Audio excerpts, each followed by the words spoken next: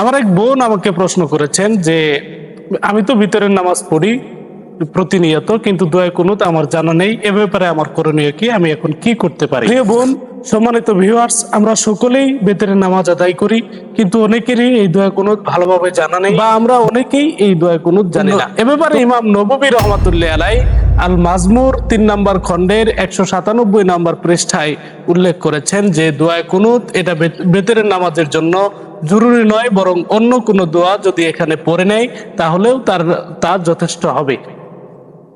প্রিয় বোন, সম্মানিত ভিউয়ার্স, আরো বলেছেন ইমাম শাইখ ইবনে বাজ রহমাতুল্লাহ আলাই ফতোয়া ইবনে বাজের ভিতরে 11 নম্বর খণ্ডের 142 নম্বর পৃষ্ঠায় তিনি উল্লেখ করেছেন যে দোয়া কুনুত যদি কেউ না জানে তারপরেও তার নামাজ যথেষ্ট হবে।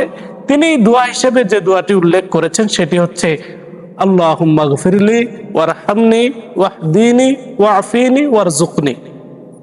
আমি আবারও বলছি, আল্লাহুম্মা গফিরলি ওয়ারহামনি ওয়াহদিনি ওয়াআফিনি ওয়ারজুকনি। তিনি এই দোয়া শিক্ষা দিয়ে আমাদেরকে বুঝিয়েছেন যে বেতের নামাজে যদি কেউ দোয়া কোনো না জানে তারপরেও তার নামাজ যথেষ্ট হবে, তবে এই দোয়াটি পড়ে নিতে হবে।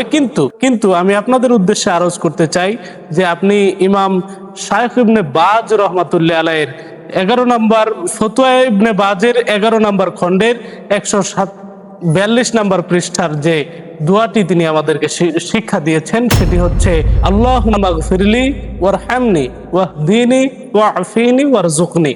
এই দোয়াটি আপনি পড়ে নেবেন আর চেষ্টা করবেন বেতের নামাজে দোয়া কুনুতটি, যে দোয়া কুনুত সচরাচর আমরা পড়ে থাকি, এটা আল্লাহ রাসূল সাল্লাল্লাহু আলাইহি সাল্লাম পড়েছেন, সাহাবায়ে কেরাম রিদওয়ানুল্লাহি তাআলা আলাইহিম আজমাইন পড়েছেন। সুতরাং আপনিও চেষ্টা করবেন যেন এটা অতি দ্রুত আয়ত্ত করতে পারেন।